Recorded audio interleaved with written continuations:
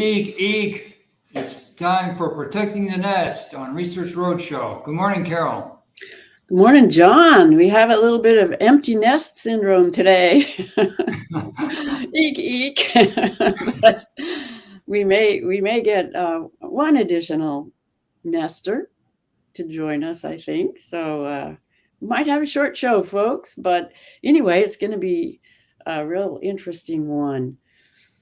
I'm It is. out in beautiful sunny California and visiting Osprey Susan here, and we had a first day of her showing me some very interesting places. We went to Menlo Park where she grew up, and so she rode her bike around this area and knew it in a different way than many people know it, which was so interesting because she grew up right by the Stanford campus, right across the street from the Stanford campus. She showed me a St. Patrick's Monastery, which we since found out is also a university.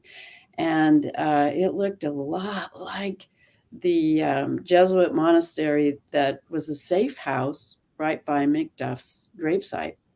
Only this one was very active and still going. And it was on a big piece of property that was pretty much, you couldn't see it from anywhere. So people weren't real familiar with it. And it's been there since the 1800s. It's older than the almost anything else around there. So it's very curious. And that backs up to SRI, Stanford Research Institute. Yeah. And so we drove around it. And then we went into the parking lot, and you can see kind of two big buildings, and it says Stanford Research Institute and Stanford International, SRI International, which is what it's called now. I think there's an uninternational version and an international version that includes Tokyo, Japan, as far as I know, but maybe there's some other places too. But Susan is great at chatting up people. So we got the guard. He wouldn't let us in, but he came out to the door and had a nice conversation about, I don't know, he could only say so much, but it was very curious. He said, and neither one of us can remember how many, but there's either 64, 84 buildings right before that one. So it's a lot of area. A lot of people work there. I think it was 1,200 scientists or people working right there, even though it just looks like a little place when you drive in, and you can't go in at all. You have to have someone who works there to give you a tour if you want a tour. But he mentioned that it's kind of now it's no longer affiliated with Stanford University officially at all. It's completely private, and gets funding from, I looked it up on Wiki. It gets some funding from Fort Detrick, NIAID, and from the NIH. It gets a lot of funding from DARPA. When they went out, I think in 1970, and became private, that's when the DARPA funding started. So in these 64, 84 buildings there, they started out, I think, right after the war, trying to find synthetic rubber. Now, who do we know who else was trying to deal with synthetic rubber in the war? So that was interesting. And then they went to synthetic coconut oil. And they were I think they wanted to shift the market to the US. And so it shifted from, this nice natural product that's very useful and healing and wonderful to synthetic. And the soaps were made out of, I think, the refined coconut oil. So they made it into Tide, which swept the world. That was one of their inventions. And then after, we're still in like the 50s here, and they did a bunch of research for Walt Disney to figure out where Disneyland was going to be. And meanwhile, they're doing some parapsychological type stuff there during that time too. They were well known for that. Then they got into Technicolor, and a lot of the research and patents and stuff was Technicolor, the movies, TVs, all that was coming along. And then the beginning of the computer age and the mouse and stuff like that. Silicon Valley, is a huge attractor of money from all over the place. And we're going to be digging in another day on kind of what the sources of that were. So that's kind of interesting, sort of looking at how the money was magnetized to California and what a little bit of that history was and how that all evolved. So then it's well known for AI, robotics. They made some robot named Shaky. That was the beginning of that whole movement. The paranormal CIA research happened also in the 70s. The remote viewing and that kind of stuff we know about. And then there may be a lot of stuff that we don't know about. Then they got into values, attitudes, and lifestyle research, and that was aimed at influencing people, through advertising, but also just messaging. So this. Well, I always heard that the American trend towards consumerism started mainly there in the That's it. in the Silicon Vals is Valley what they area, call even it. before it became Silicon Valley. Yeah. Well, yeah, this is before Silicon Valley is big. This is but it started already in the 70s. The computer stuff started around the same time, I think. But they're also really big. The one of the founders, it was the Lockheed guy. So it was Stanford and Lockheed that founded it. So there is a aerospace part of it, command and control systems, big computerized, the ones that they would install in African countries to sort of, there's a whole strategic communication lab in London was really into that too. So I think there was a lot of partnerships going on, and they started the tracking, mapping all kinds of stuff, mapping, biological mapping, and the terrain mapping for war, all the global mapping that's tracking the terrain. Then they did some centibots and bot hunters, speech and facial recognition, dry powder drugs, laser photocoagulation stuff, nano bios type stuff has come out of there. Dry powder drugs, anti-cancer drugs. One of the things that this guy said was, well, people come here if they get a job and as a scientist here, then they can kind of write their ticket. A lot of them go on to Pfizer, was the one he mentioned, places like Pfizer, which surprised me because I don't think of SRI as doing stuff like that. But they do anti-cancer drugs. They do diamagnetic levitation was on the list, metabolic mapping of organisms.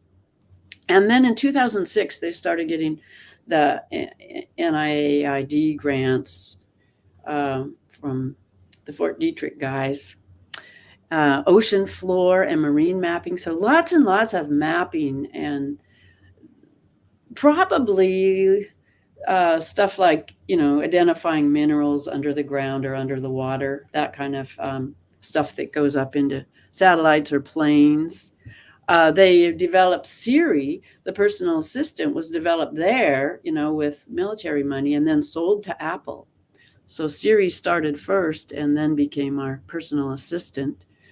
And a better future. This is all about better future. Better, depending on whose definition of better. Right.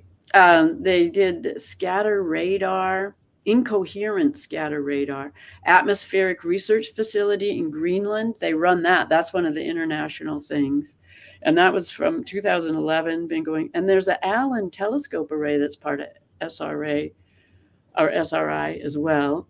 And photonics-based tumor cell testing, I thought that was an interesting one. And then in 2023, this year, Xerox donated all their Park assets, which is all the Xerox stuff. That was the beginning of Apple Computer. Jobs went there and got the WYSIWYG stuff. So there's a ton of stuff, pretty interesting, and they're in the Aberdeen Proving Ground, Tokyo, Ann Arbor, Boulder, Arlington, Harrisburg, Helena, Montana. I don't know, where's Lexington Park? Do you know where that is? I don't know what I state. thought that was down towards more towards LA. Not, but I'm not sure. Oh, okay. I don't know. New York, Princeton, New Jersey, St. Petersburg, Florida are other SRI locations because they became international after they went outside of Stanford. And so they get about $400 million in funding every year. And a lot of it comes from foundations, but some of those foundations are aggregators, so they might take our US tax dollars and put it into a lot of this stuff, which then becomes privatized. So anyway, it was really fun looking at all that stuff, and the Jesuit priests right across the street, and they backed up. They actually shared space, shared a border with them, and right across the street from Stanford. Then we went into some libraries. We went into where Osprey Susan was actually born, at the Stanford Hoover Pavilion, which is the old hospital that's right in the middle of Stanford. Really cool old architecture. And they had a little library that was their historical library. So that was kind of fun to it didn't have a whole lot of stuff, but the librarian told us a little bit about the history. And then we went into a couple of other libraries. We went into the big library. I can't remember what it is, but it was the main library. They let visitors, you have to put in your ID and they print out a little picture, make sure you're verified. But if you're local, you can go 7 times a year. So Susan's going to go back and do some, there's a U.S. government library. There's all kinds of just floors and floors. This is the main Stanford Library. And then the Hoover Institute is one of the main things, in underneath the big tower in the middle of Stanford is the Hoover Institute. And that was really interesting too, because we asked the lady when we went in, it was Herbert Hoover, who it's named for, related to J. Edgar, and the answer is always no, and it says no if you search it on Google or something. But I looked at a picture of the two of them have great resemblance, and that was kind of curious to me that they're not related, but they look the same. I think he was he Danish or Belgium? I don't know. It might have been Danish, Hoover. I don't know. But they're just in the little place we could go. We couldn't go into the actual Hoover Institute, but that's a big think tank, international think tank, where scholars come from all over the world and do research. And so there's a little bit of historical thing up front that's on the front end that's open. And one of it was how important Voice of America was to the Hoover. What was happening in World War II was this idea, and I think Hoover talked about freedom and freedom of speech and spreading that idea across the country. But then there was also a book we saw that talked. What was the name of it? Well, I took a picture of it, so let me just look here because it was very interesting.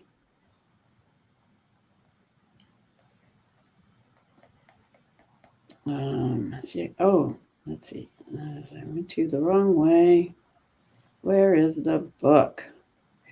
Someday I'll I'll put together a little something. Oh, when we went up there, it's Animal Liberation Month this month. You might not have known that, but what it says is that it's ending speciesism. So that was interesting. That was a sticker on. That's very, very interesting. Yeah, I thought that was very, very interesting. I'm not seeing my book. Got to find out what's behind that. Well, back up for a minute, Carol. Osprey Susan was born there, so she kind of absorbed it. I mean, she was like a fish in a fishbowl. She rode her bike in those places.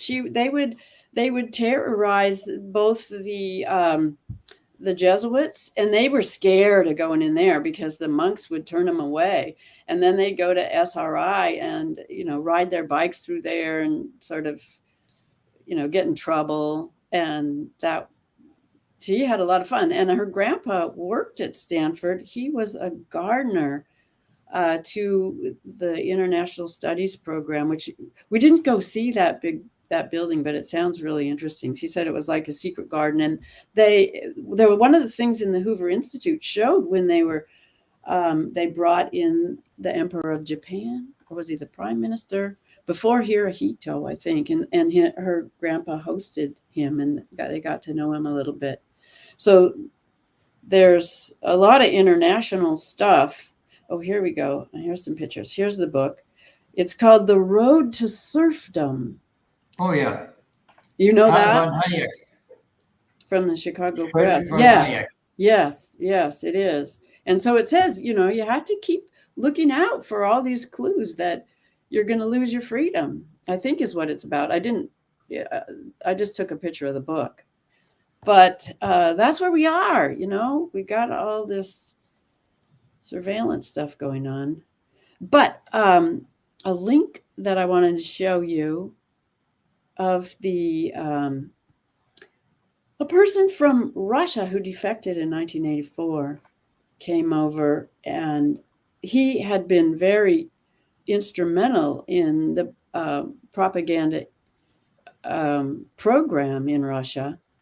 And he defected to the US and was shocked to find how effective the program was when he got here.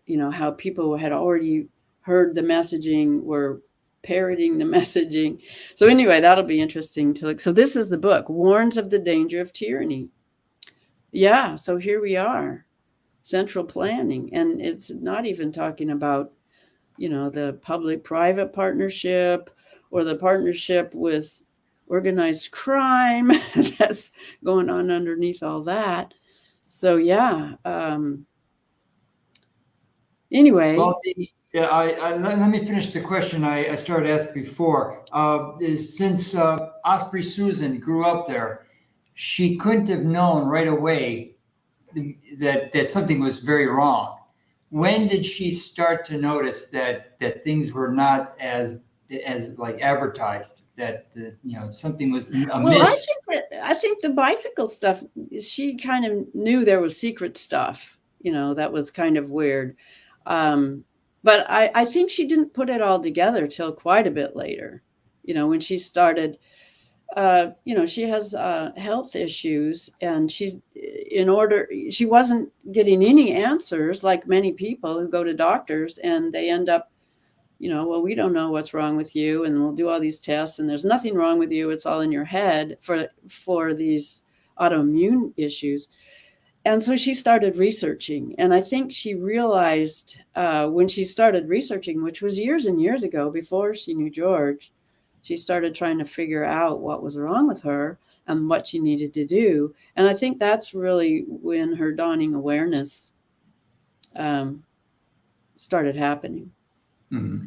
So she was older, but then upon reflection, she had access to, she's lived here her whole life. So she watched from a rural area, Silicon Valley grow, and being, the professional that she is, she could be in those circles and watch that happen and overhear deals going down.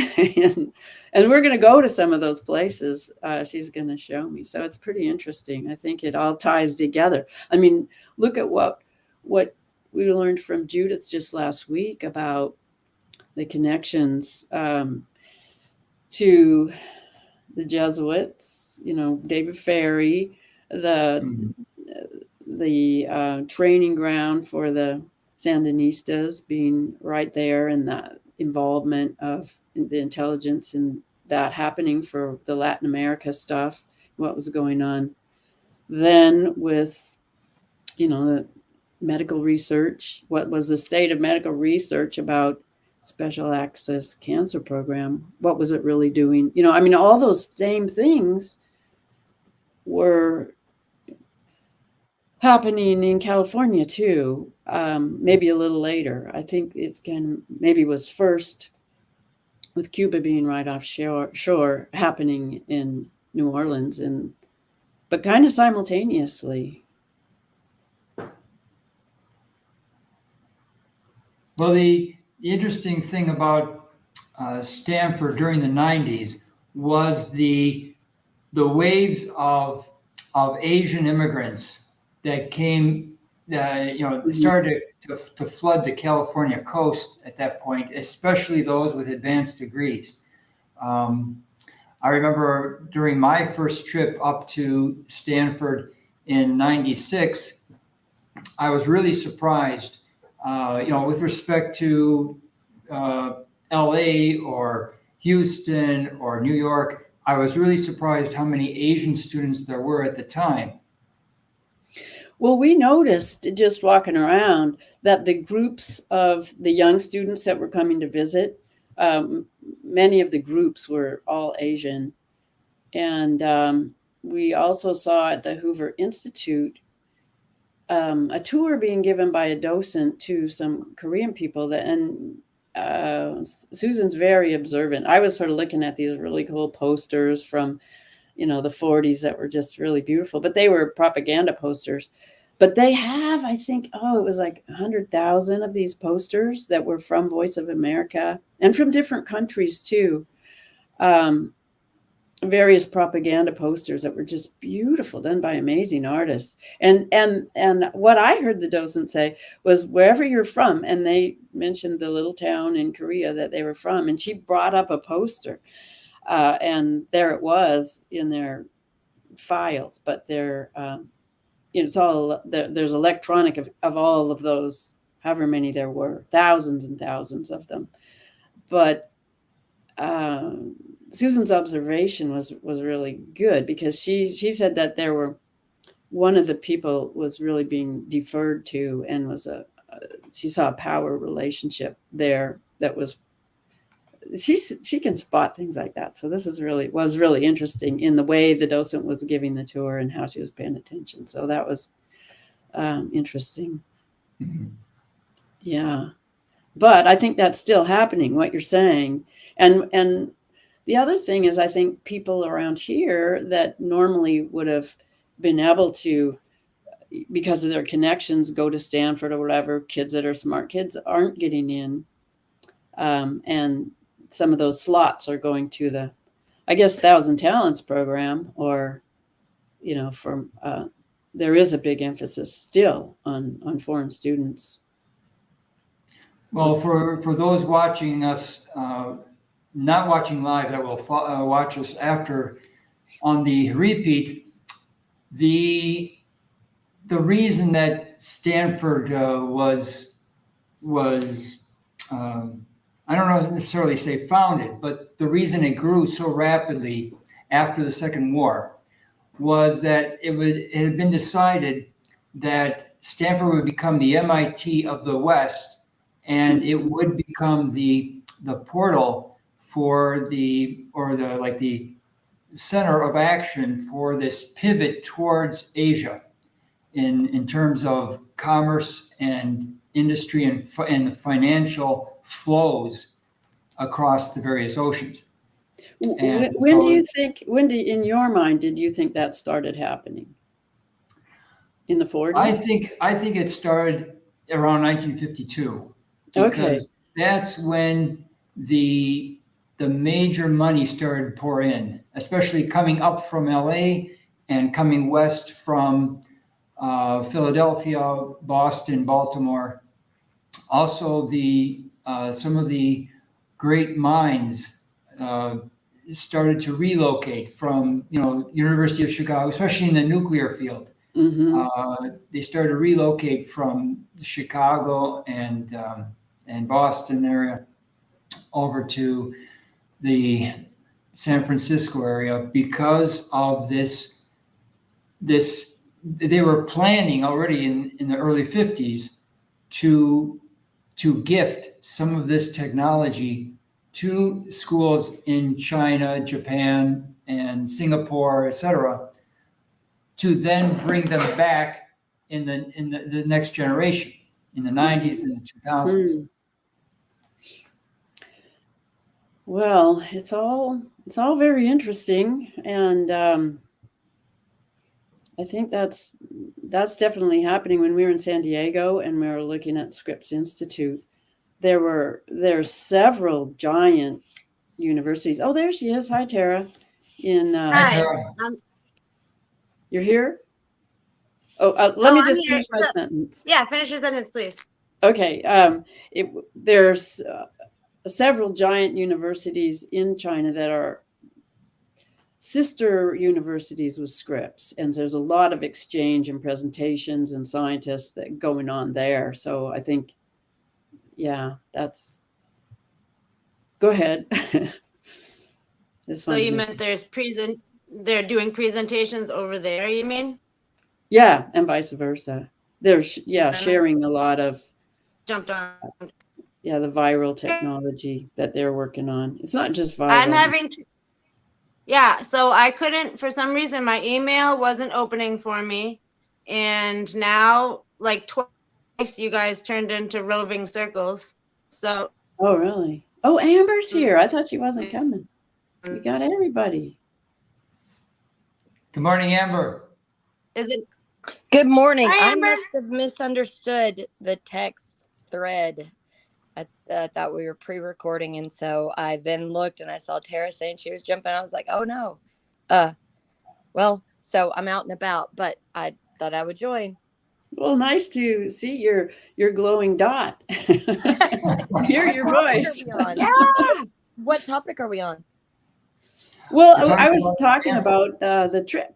The trip I'm visiting Osprey Susan, and we toured Palo Alto and Stanford University, and what we could see of the Stanford Research Institute, and a Jesuit monastery that backed up to it and is right across the street from Stanford. So that was what we saw yesterday, and a little research done about what those places are. Also, the Hoover Institute that was right there too. I've always had a question. What is the difference between the Jesuit Catholic Church and regular Catholic Church? Because they seem to be so integrated. I don't know. I always hear complaints of Jesuits, but then some people complain about. I don't really know. And so, yeah. John's the one to answer that, being Italian. And I think the Jesuits are like the intellectual capital. I don't know. That's a good first approximation. Is that during the Protestant Reformation, it was decided that the within the Catholic Church, the Curia, they had to have a response because they were losing a lot of very wealthy donors.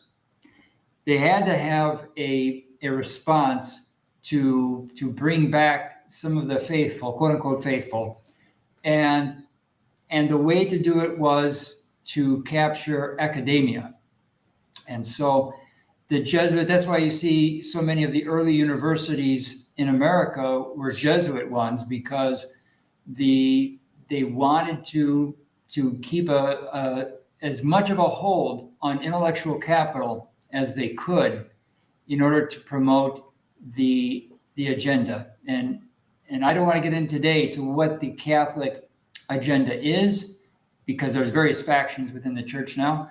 But the Jesuit influence, especially in California during the 50s, was very strong. And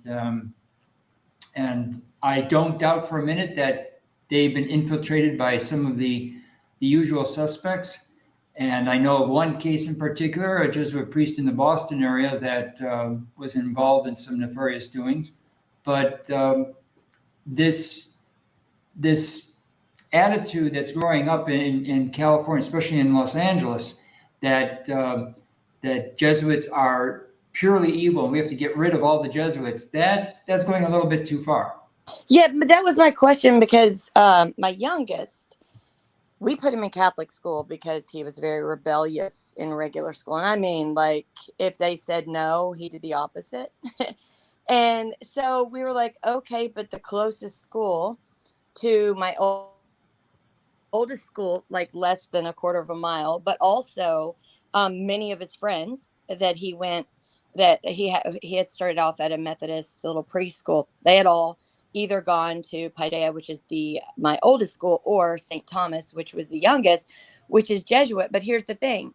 The Jesuits actually had to push back against the authority of the Pope, who said no kids could play sports. Everyone had to wear masks. And they broke with that and said, no way, you're killing our kids.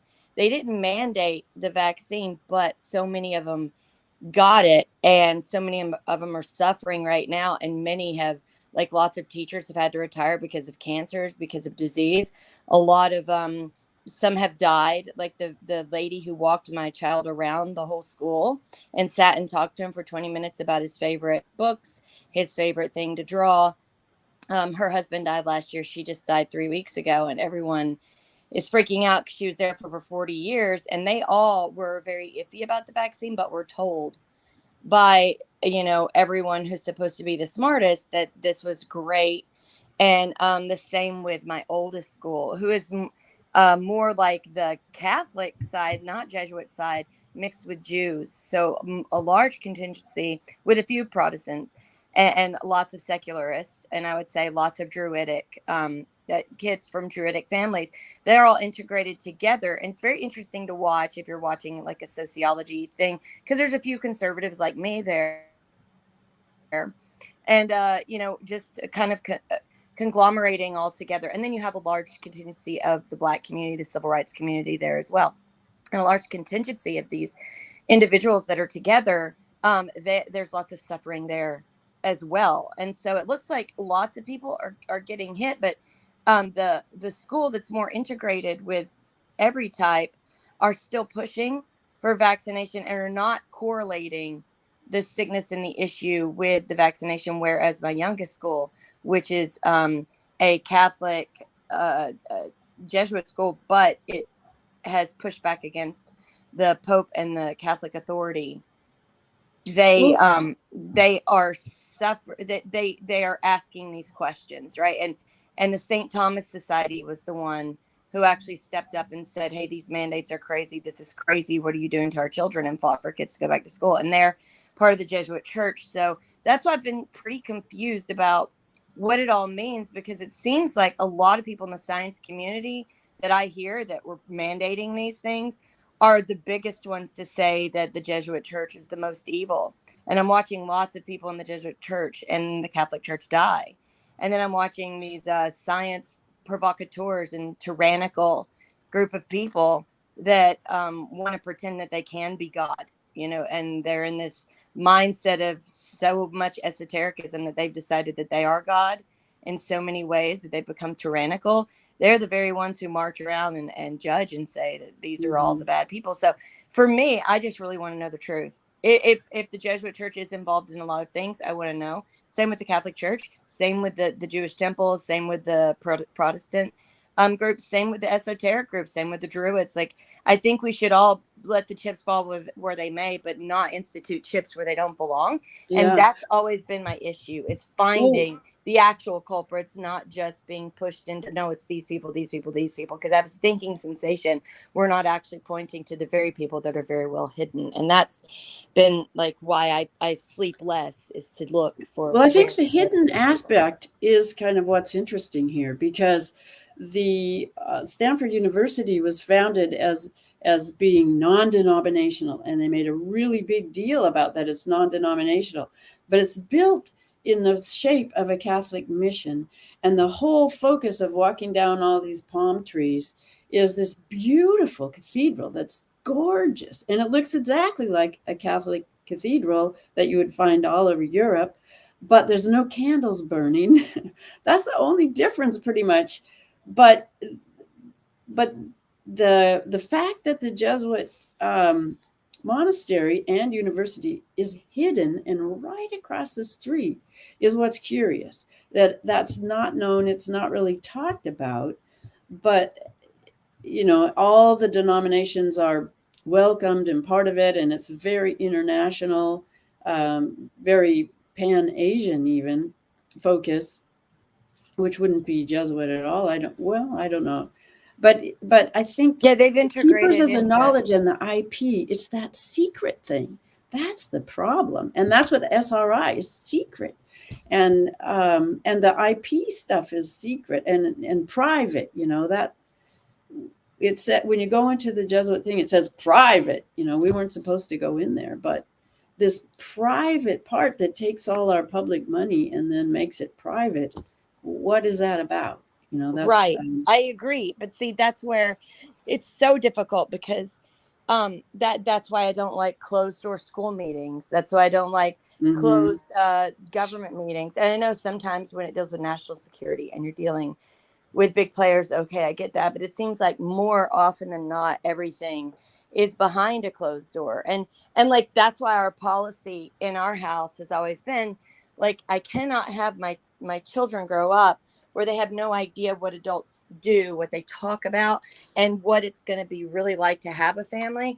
So, I came from a family that would shoo kids into another area, and that doesn't really prepare them for the real life and real anything. And so I find it very difficult when like I can't find a group that doesn't have a secret orient to it, right? And that's the difficult, is because those are the same groups that actually lecture us and tell us that we need to get out there and we need to do our job. We don't really know what that job is, because we're left out of everything that's significant, and we're only shown insignificant things in order to appease us. And then we're taunted by being told that this is our fault because we sat on our hands. But when we do show up and we do make our speeches and we do say, I'm a citizen, if the tides are turning to what our opinion is, okay, right, we feel like we were effective.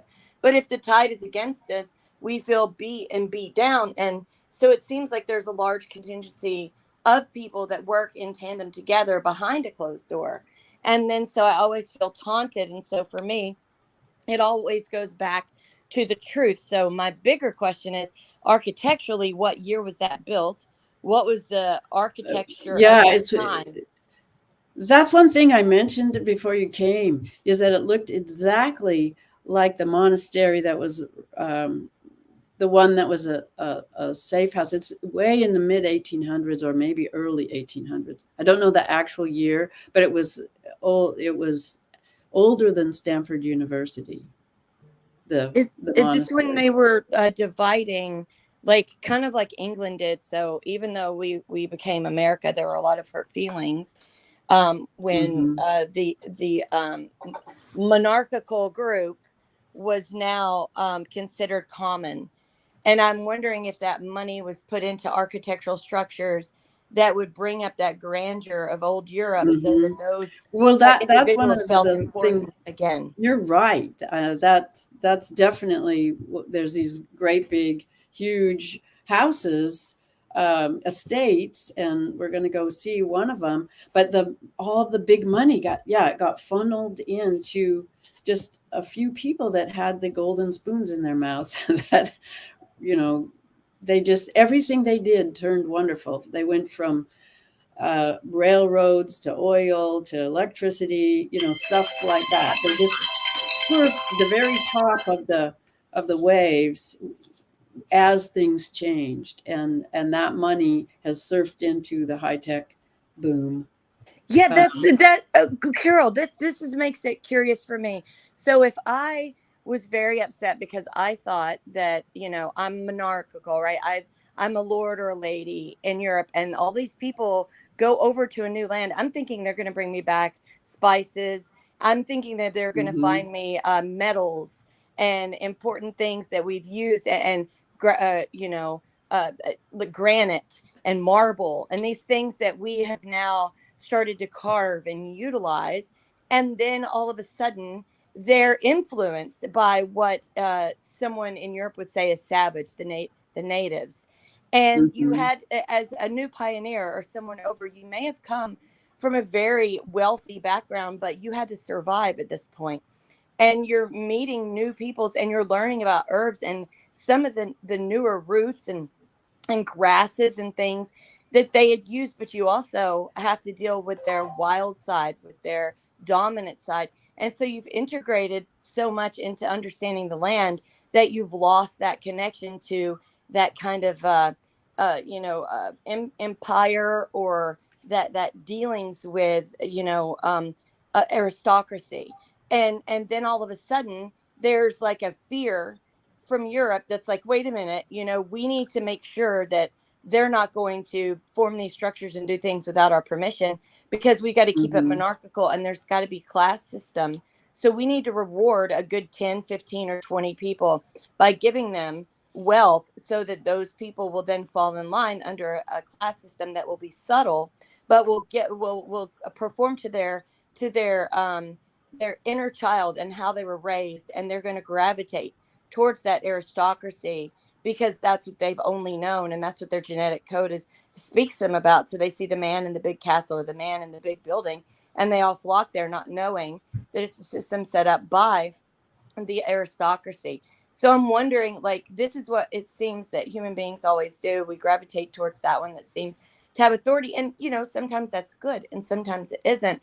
But I feel like that's where there's a difference between character and good natured building, and actually bringing people together, versus a manipulation factor in Mhm. order to control.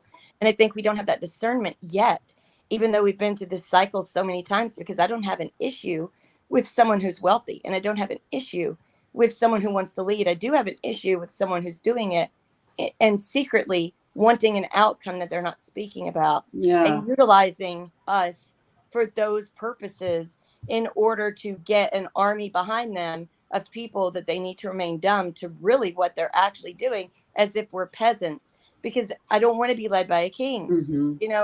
Well, My king is the creator, and yeah. I can't fall prey to that again. And that's why I'm always questioning anybody who says, okay, it's the Jesuits, or it's the Catholics, or it's the Arabs, or it's this, or it's that. I want to know.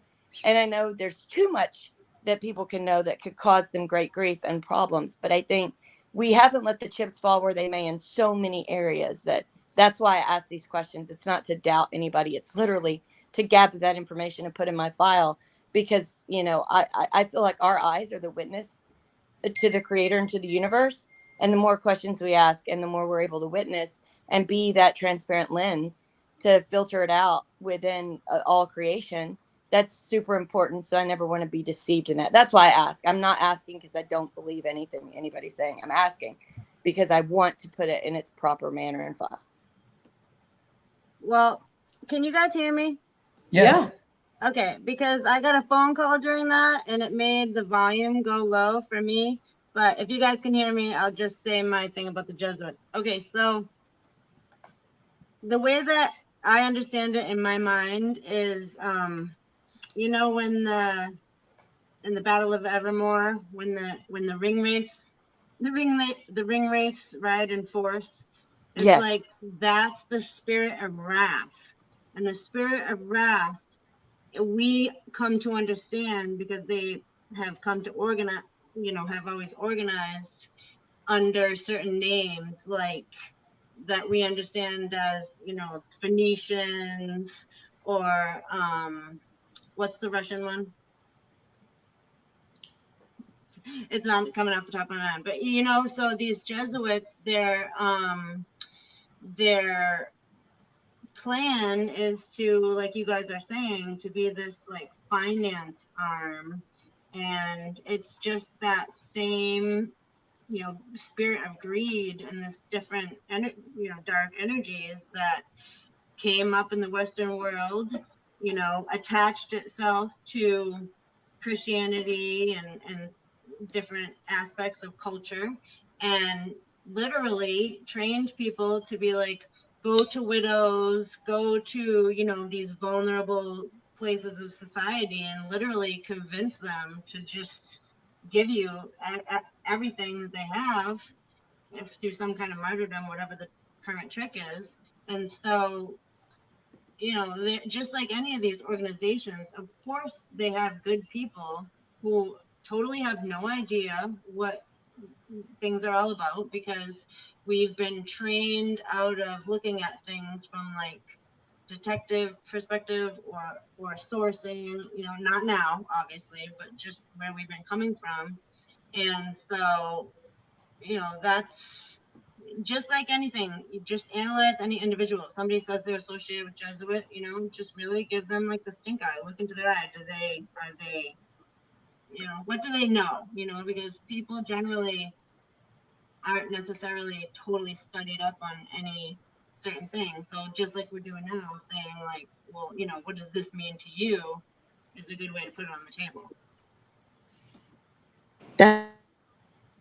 That's a great point. And you know what's really funny? So there's a TikTok thing going around. This is hysterical, by the way. There are women asking their husbands, how much do you think about the Roman Empire? And the husbands always pause and they get freaked out and they're like, what do you mean? And then the wife is like, how much do you think about the Roman Empire? And 9 times out of 10, the husband's like, all the time, or twice a week or 3 times a week. And then the wife's like, well, why do you think about it? And they're like, who wouldn't? And I think it's like this thing genetically that I think there were so many people during that time that and especially with particular races and ethnicities, that's in their genetic code, and they either died in a fight, or they were in a power struggle. And we have to remember there was a lot of Ottoman Empire. There was a lot of other empires they were fighting, because they're not just fighting amongst themselves, and there was nomads, there were Vikings, there were all kinds of constant issues, and everyone was challenging one another. And what was interesting is that the Jewish church from the beginning settled under the Roman church, which is why Pontius Pilate was the one who oversaw Jesus dying, because they couldn't institute it themselves without the permission of the king. And it was the Jews who actually worked for the Romans to collect the taxes, right? And so you had such a large contingency of people that now, when these wives, years and years and years and years after the fall of the Roman Empire, their husbands are thinking way back in history. So it's very interesting. Next week we can play some of them and the husband's responses, because it seems like it just is natural to them. And some of them freak out because they wonder, how's my wife in my head? Like, why are you asking me that?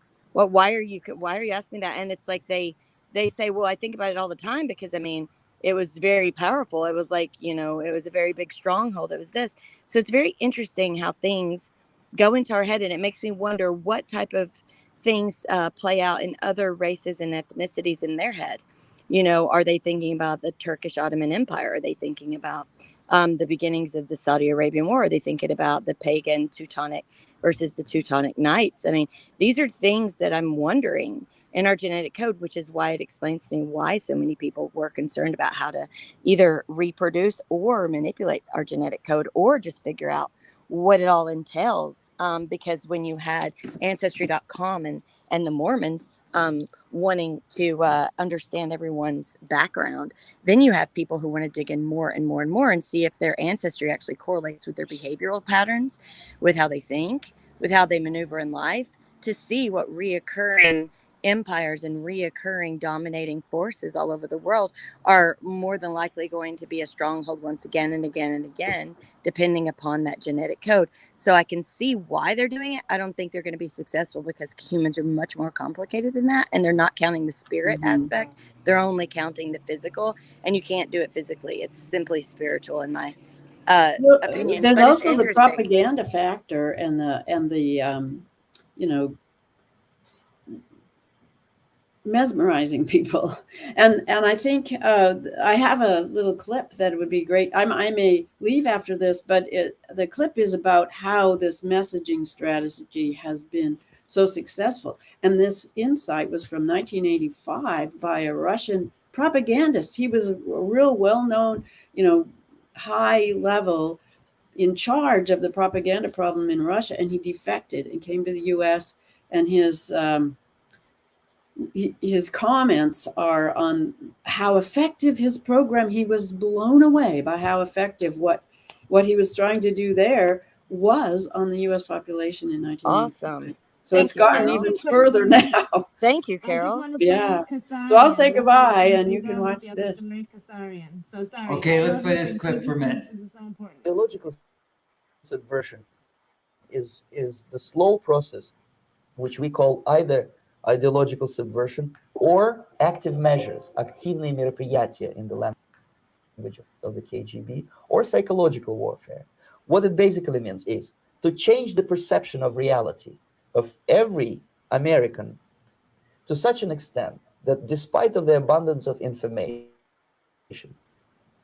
no one is able to come to sensible conclusions in the interests of defending themselves, their families, their community, and their country. It's a great brainwashing process which goes very slow, and it's divided in 4 basic stages. The first one being demoralization. It takes from 15 to 20 years to demoralize a nation. Why that many years? Because this is the minimum number of years which requires to educate one generation of students in the country of your enemy, exposed to the ideology of the enemy. In other words, Marxism-Leninism ideology is being pumped into the soft heads of at least 3 generations of American students without being challenged or counterbalanced by the basic values of Americanism, American patriotism. The demoralization process in the United States is basically completed already. For the last 25 years, actually it's overfulfilled, because demoralization now reaches such areas where previously not even Comrade Andropov and all his experts would even dream of such a tremendous success. Most of it is done by Americans to Americans, thanks to lack of moral standards. As I mentioned before, exposure to true information does not matter anymore. A person who was demoralized is unable to assess true information. The facts tell nothing to him. Even if I shower him with information, with authentic proof, with documents, with pictures, even if I take him by force to the Soviet Union and show him concentration camp, he will refuse to believe it until he is going to receive a kick in his fat bottom. When a military boot crashes his balls, then he will understand, but not before that. That's the tragic of the situation of the. Yeah, and that was back in 1984, almost 40 years ago. Yep. Yeah. This is a really it is super interesting. Hey, what do you think that I should do those or grab those videos to send John for next week, so you can see like how genetically it seems people are predisposed into thinking about things that and so maybe we can dig in there, because I find it super interesting that he's saying that, and at the same time, like, it seems like we are so motivated by our environment and by wanting to our curiosity in what we can't see, that we're willing to believe things that are just not there. It's so interesting. That clip is so interesting. Yeah, I think it's real interesting too, how long a program he's talking about. It takes 15 years to do this and 30 years to do this. And that was in 1984. How many of those years had already been going on and that he could see? So it's been a lot more years since then. We've got multi-generations. Oh, you know what else is super interesting? This is funny. There's a guy who's former CIA. I know when people say former, or that means they're still in, whatever, besides the point. But his name's Andrew Bustamante, and it's under, I forget the guy's name, Danny something. But the heading of it is like UFOs. But when you click on it, he actually speaks about the downfall of America is that people will not research to find the truth. They will believe whatever is fed to them. And then he said, yes, every country tries to infiltrate another country and feed them full of caca. The issue is that a lot of countries, they don't believe the caca they're being fed, but then they're called shills for the government, or they just have no brain and they just follow. Whereas people in America, because they're so independent and they're independently led and they actually want their independence and their liberty, they will listen to all kinds of information, and they themselves will destroy it from within. So his take seems to be a lot like what this guy is saying, and probably because he infiltrated other countries and did exactly Hmm. what Russia is capable of doing in this country as well as other countries. And so it's very interesting that this espionage that goes on all over the world, these are the tactics that they use, but yet American people aren't savvy enough to actually try to dig in past that top layer. I think there used to be it always surprises me when you look at old interviews and articles and stuff that people were more open. Just when I was younger, there was dialogue, there was debate, it was okay, and that happened in the Senate, and it would people respected each other and could have conversations and were curious about the outcome, and that something happened, and we've gotten away from that, and it seemed so shockingly quick, but apparently it wasn't. Apparently it's been going on for decades and decades and decades, and you just notice it when it's already done. So this is distressing, but the good news is I think as the people are still open to the truth, if it's there and they see it from their trusted sources, their friends, then it can sweep and change quickly, and that's, I think we're starting to notice. Agree. Yeah. So maybe we can utilize that tactic in order to look for particular articles that are actual true by document form, by what has been found, by sourced, really good sourced information, and find, because what I'm finding, and this is a key thing, is that all of our mainstream media, they don't want to get sued by putting out false information, so they actually have articles that actually back up true documents. They just don't push them out there. And then that way, if you go to sue them and say you have propaganda or you're full of crap, they say, no, it was on our website and we did push it out there. And they have some obscure site that maybe 200 people saw out of the whole population of the United States. And they can say, hey, no, we didn't do that.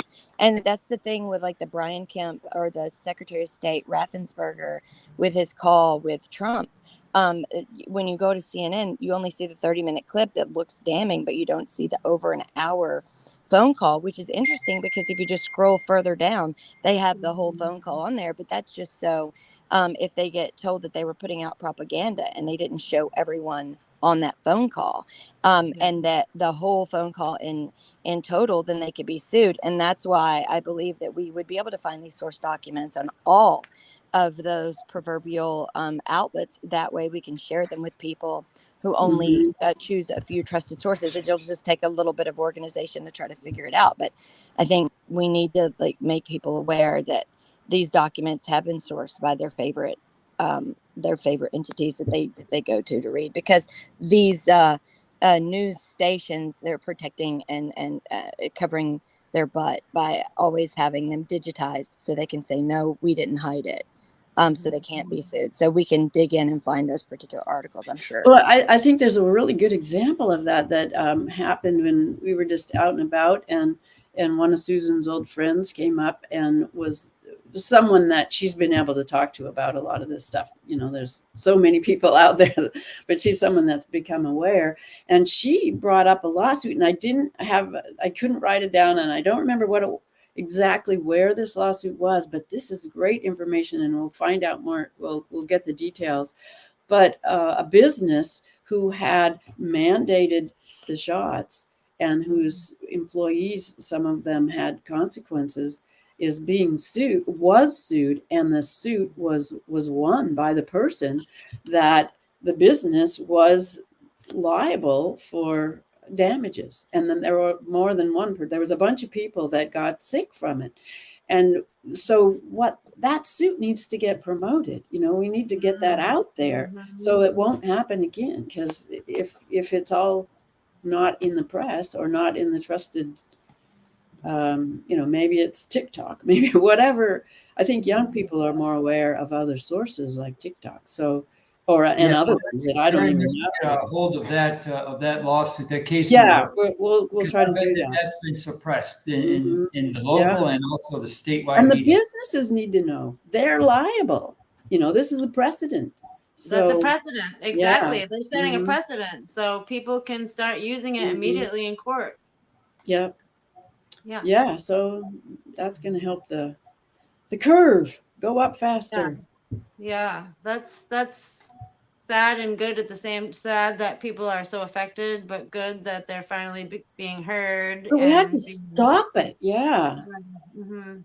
I mean, it's a huge gear shift. Mhm. Everyone's heading one direction, and some are aware. Just like the energy, it's like, and then those that are kind of aware come and pull it, and everyone else is just like, woo, getting the rebound and getting pulled back in. But we've been on a huge wave, and I think that what you're saying, Carol, about the dialogue, that's obviously in our very nature of communications, Mhm. but it just kind of proves that things have gotten so cultish, and it's really I think the perfect description of it, because it's like these entities, whether the Democratic Party or whoever, like they're so conditioned to just like, they not to like even shut off their compassion if somebody's outside of their approved grouping or something. And so it's just that normal people don't want a cult, you know what I mean, when they Mhm. realize that they're like potentially in one or even close to one. If they're not really far gone, they want to get out. Mhm. I So agree. yeah. Well, So I Tara, think that that's where we are.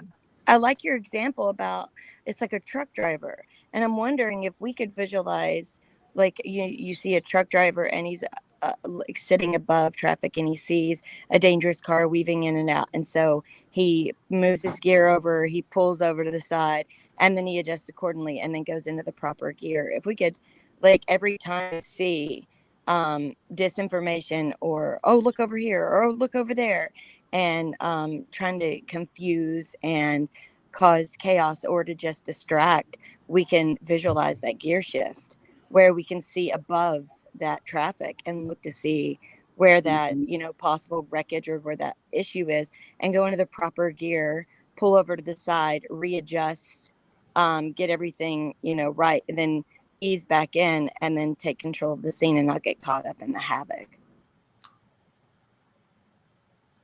Anybody who knows how to ride those big trucks has got to know how to do that. I mean, that's Yeah, big stuff. you're up above.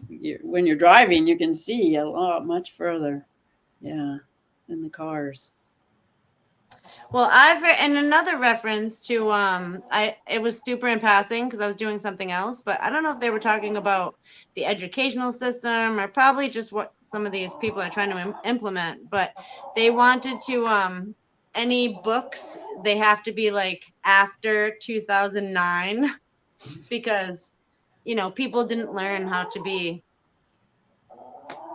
kind to their fellow citizens until after we started some kind of ridiculous whatever they tried to put on us. So I think that really it is important, talking about having the references, the articles to reference and stuff. Like we have to go outside of our time, and we have to go outside of our country or language.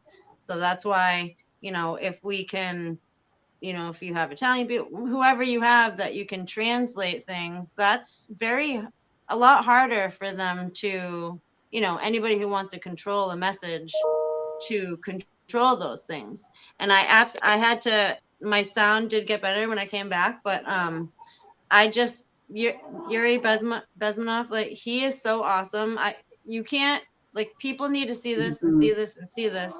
And the way he ends it with like the unfortunate thing is they don't know until they get a swift boot to the behind or something. I think we've Yeah, had our swift boot. I do. And Yeah. are those your chickens in the background, Tara, that I Yeah, they're Yes, so cute. yes, it's raining today, so they were inside for longer, but Now they're out and about and coming to visit in the shop. Yes, they are. And I can hear them now going, hello, Yeah. can we get extra feed? Just a little bit extra. Such a friendly little noise. I got my first double yolker a couple days ago. Awesome. That was really exciting. Yeah, and they're Those are delicious. rare. Yes. What have you guys, or I don't know, Tara probably doesn't need it because the amount of grass and area that you have. But Carol, have you looked at the chicken runs? They have these little wheels, and so you can get them like a 12 by 12 or a 10 by 8, and then you just put them in different parts of the yard, and then you just roll it around so they can get all their stuff, and then you don't have to worry about hawks or anything. Especially you have some young ones. Yeah. Well, I made one, but we do let them out when we're watching them, and then we put them back in the run. And but it's not on wheels because we wanted to have underneath the wire all connected to underneath because of raccoons can dig and coyotes and our cat's been a really great watch cat. Yeah, we have some kittens. The mom, this wild cat, she laid her kittens in the chicken coop area, and the chickens like look over the baby, and the baby just kind of, and the mom will go in there and check, and then we'll run out. So they actually protect each other. Yeah, I was so surprised. Protecting each other from hawks and stuff. Yeah, because they know that our cat is a birder. She'll just take them out, but she feels like they're part of the family, I guess. Yeah, isn't that cool? Yeah, it's really cool. I think it's that they know what tries to eat them, and they're like hanging out together is probably the issue. We have the animals come in. Go ahead, Tara. I was just going to say different squirrels and chipmunks, they go in and help themselves to like the chicken feed and stuff. Yeah, the squirrels go in and steal it. Yeah, that's for sure. Even the lower animals teach their young who the bad guys are. You know, we got to watch out for these because historically speaking, hawks are going to get us. Okay, so watch out for the hawks. We are at the first time in history where the men in America are not teaching young men where the enemy lies. And it's so easy. I'm in a public library. It's so easy to say, it's all the Jesuits, or it's the Chinese, or it's the Russians. There is a power structure above all that is largely atheistic. And Bezmenov was not a Jesuit. He wasn't Chinese. He said the same people, I'm sorry, it wasn't Bezmenov. It was Solzhenitsyn, who came to America in 78. And then he left in 94. He went back home in 94. They said, it took you so long to get here. Why are you leaving? And he said, because the people who eventually ran Russia, the people at the very top in Russia, are now the same people running the United States. There's no difference. Well, they were the ones that set up Russia. But they are international. They're an international group. They are largely atheistic. They put every other organization in front of them as a we're like, it's like a medieval city. You know, you had various walls. You had five different walls around the core, because and we're an intellectual equivalent of that. You know, we have to get around the intellectual barricades that they're putting around themselves, so that we never see them, and we never teach our kids, hey, watch out for those guys, because they want to balkanize you. John, if you look at it from this perspective, this is why I think it's so interesting to watch how people and groups of people conglomerate together. What I mean is you've got like different parts of the Catholic Church meeting with different parts of the Jewish community, but then also different parts of like Iranians meeting up with particular types of Catholics versus, so you have all these groups, and I look at it kind of like how the cats are hanging out with the chickens. They've decided there's a force that's bigger than us that we have to fight. And so you see all these groupings together, and they've all under this illusion that there's a group bigger than us and we have to fight them. And then that tells me there's a group that's not even loyal to any of those groups that are conglomerating together. And that's why I have a hard time calling an establishment or a group of people or, a type of religion or whatever being the ultimate bad guy, because it seems they've conglomerated with others because there's people above that have no loyalties whatsoever that have made them fearful of another group. And so people have grouped together in order to fight off the predator. Meanwhile, the predator is circling above because nobody's dead, and they come in, when all of the carnage happens, and then they clean it up and they take it over. And so it's like they're constantly trying to create a carnage between groups of people who are visualizing other groups of people as predators, and they exploit that in order to cause large chasms. And I think it's to serve this sacrifice idea of, in order for us to have this control or power, we have to allow this amount of death and destruction in order to keep control and balance it out. And I don't find that there's any religion that's okay with that. I mean, people can read into it, but if you're just reading it on its face, it doesn't say that. Now, if you go to like this, esoteric, like woo-woo kind of Kabbalah times 50 kind of ideas of like, oh, sacrifice is necessary or whatever, then I can kind of grasp like, what is it that this top tier that's not really religious and not really loyal to any country or any idealism, how they utilize groups of people to where we're all looking for a predator, and the predator is never them. The predator is always another group of people that have just as much power as they do. So like it would be like the chicken and the cats hanging out with the squirrel, or the chickens and the cats hanging out, and then over in another corner are the squirrels and the possums, and they're thinking each other are the enemy. Meanwhile, the hawks are above going, okay, we're going to grab this baby, this one, this one, this one, this one. And then they're fighting one another. And I think that's really what we see going on, because we don't see the unseen, the hidden hand. I think the predators are good at cloaking, sneaking up. That's how they get to be good, and that's what we're trying to look at those patterns. How does this happen? How do you look? How do you see it? That's our role, I think, is to look at that hidden hand, which is what George called it. They cause fear. Who is it? And fear makes us be afraid of everybody. And This is where we have to keep counter these attempts to balkanize us by teaching our young kids to have an open mind. They wouldn't have, in this library, as soon as you walk in, there are all kinds of books on full display about the big bad Vatican, about the danger of Russia, the danger of China. If any of those were true, I mean, if it was all the Jesuits behind it, you wouldn't see so many books about the Jesuits.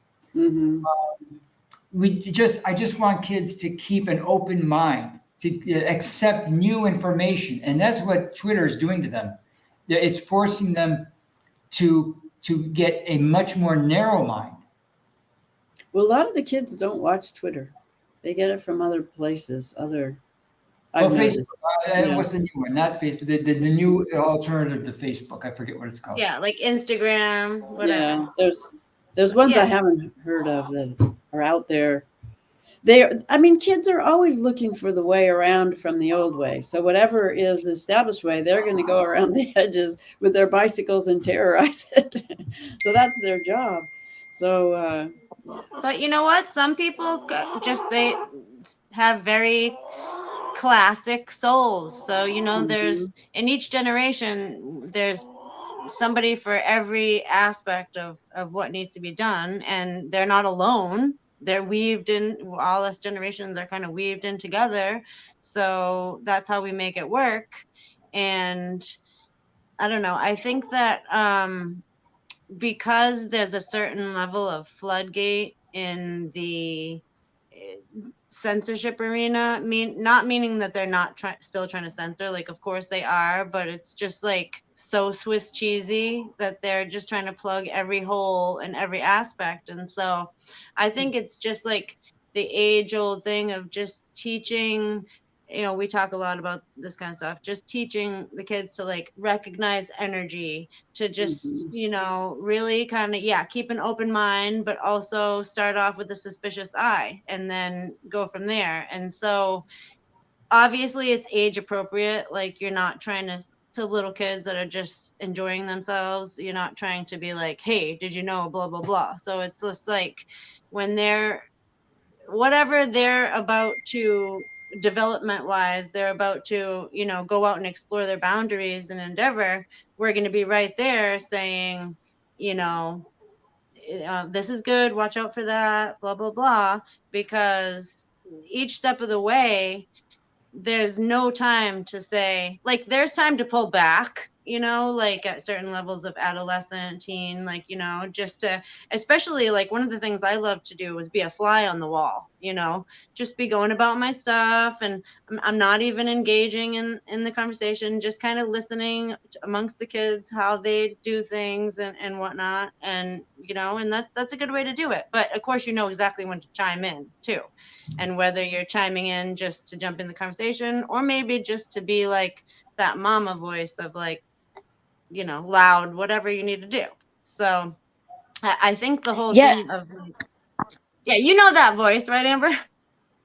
Yeah, and in fact, I think we all hear it quite often. And I've left in the chat, and I think this talks about what we're dealing with. So you've got the forces of like what life and death actually is.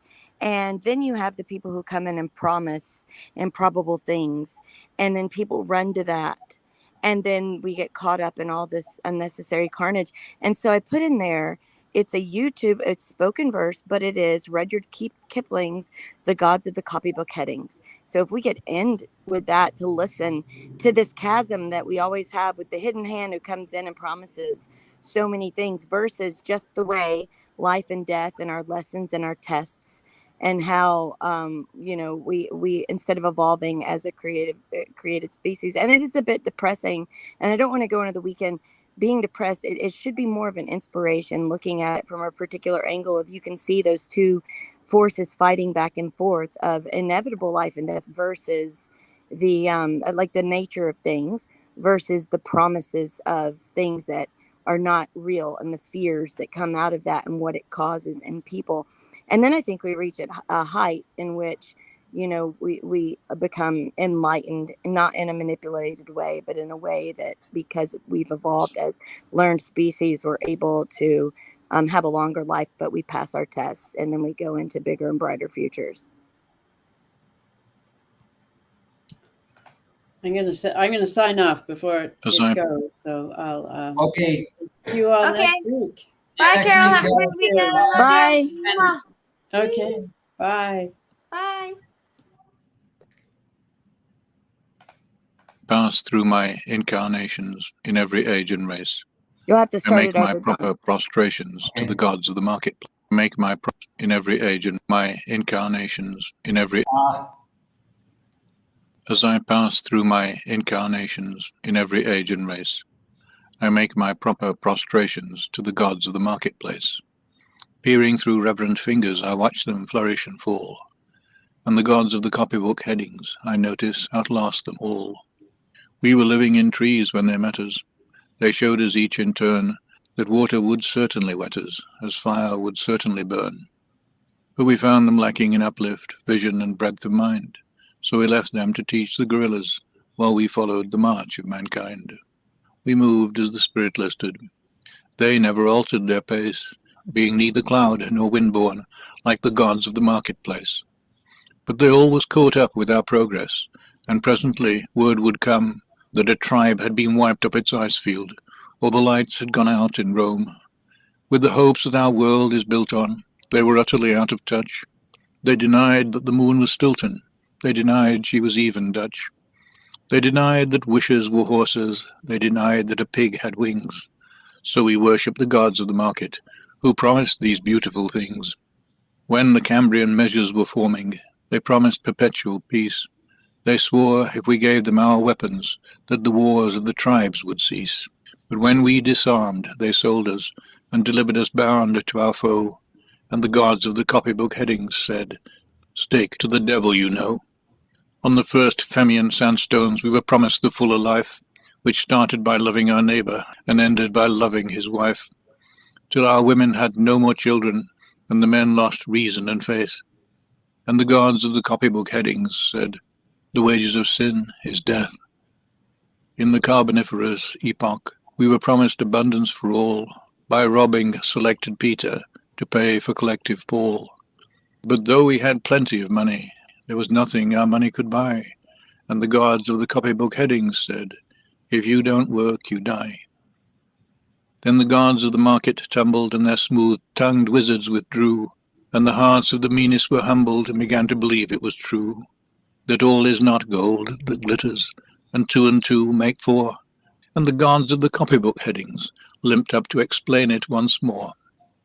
As it will be in the future, as it was at the birth of man, there are only 4 things certain since social progress began: that the dog returns to his vomit, and the sow returns to her mire, and the burnt fool's bandaged finger goes wobbling back to the fire, and that after this is accomplished and the brave new world begins, when all men are paid for existing, and no man must pay for his sins, as surely as water will wet us, as surely as fire will burn, the gods of the copybook headings with terror and slaughter return.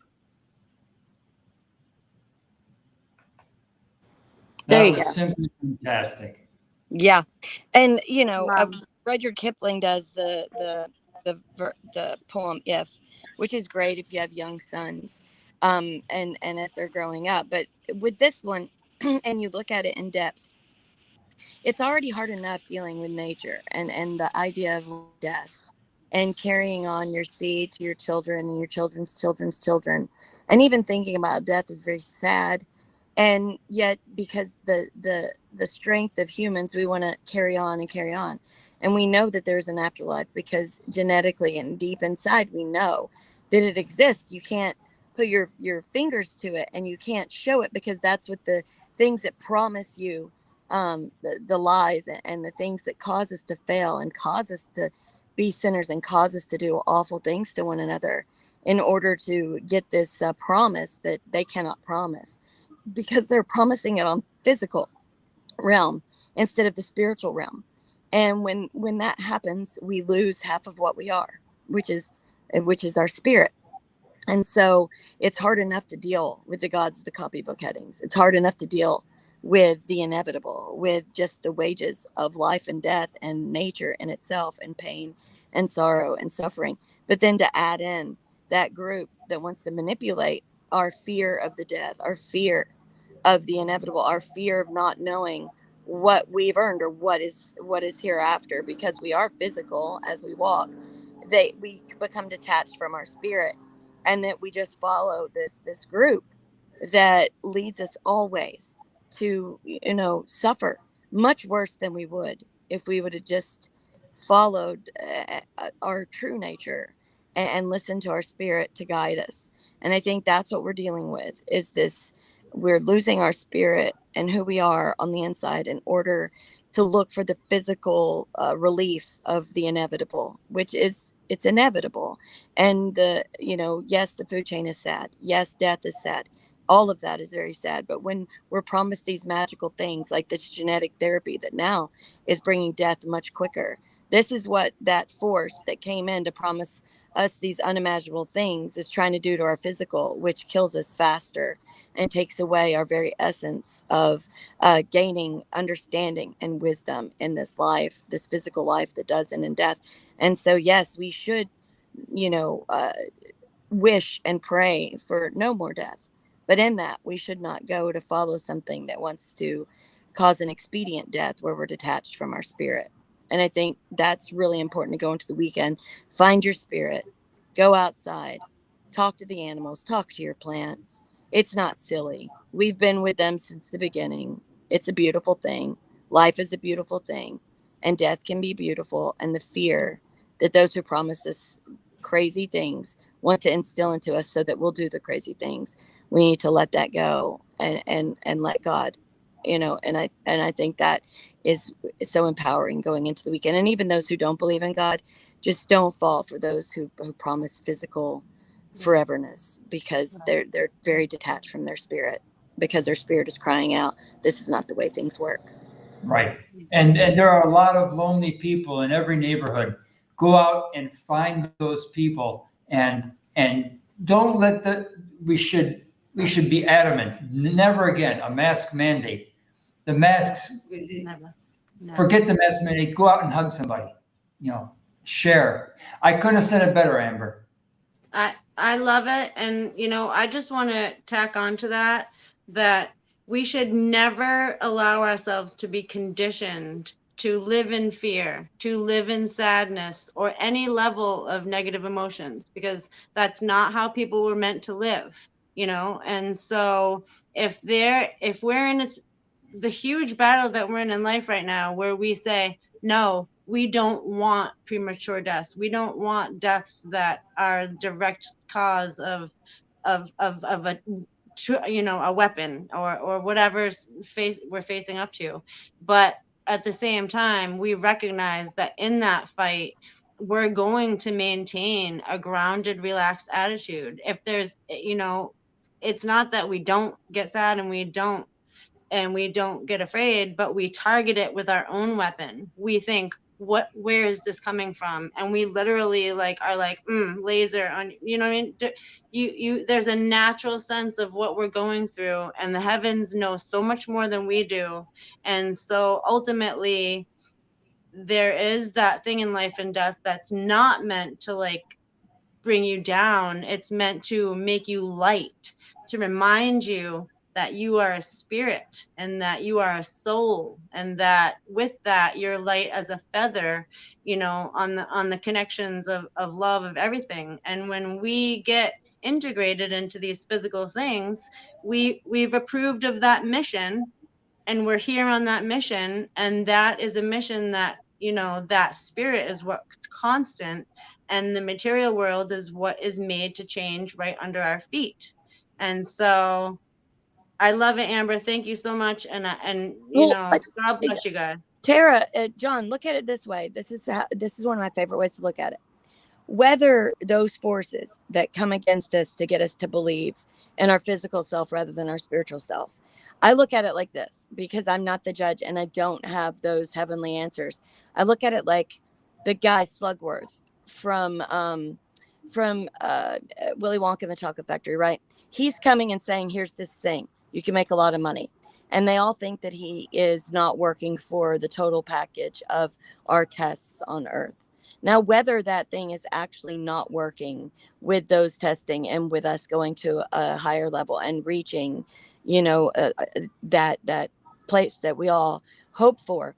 I like to look at it like it's not as tempting when it's Slugworth in your ear and you want to prove Willy Wonka that you really do want to pass the test. You really do want to do the right thing because it's the right thing to do.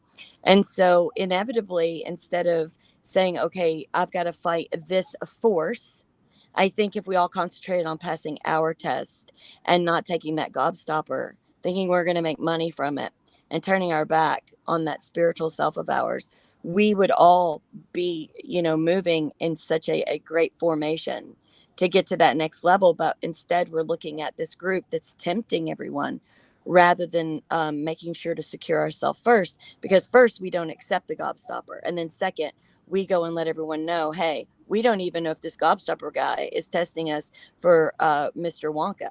So I don't think it's a good idea for us to take this, because we don't have the rights to this and we'll never know how to create it. And we could cause more issues. And why did we even want these chocolates or anything if we're not even going to be the one who can actually take care of the very factory we're turning our back on, right? So I think that is more of a message to look at it from a perspective of who cares, who they work for, and what they're doing it for, whether it's for our test on Earth or whether it's not something that was ordained by the heavens. It matters not. What matters is how we react to it and how we behave accordingly. Yeah, if something's too wonky, it's too wonky. Exactly. And I love the chickens in the background. It's so awesome. I'm let's see if they're. Well, we're going to wrap it up on that note. Thanks again, everyone, for all your support. Please get out the message and tell your friends and neighbors about protecting the nest. We'll see you next week at 12:30. Awesome. Bye, guys. Bye, Amber. Bye, Tara. Have a great weekend. Bark, bark, bark, bark. Bark, bark, bark. Eek, eek.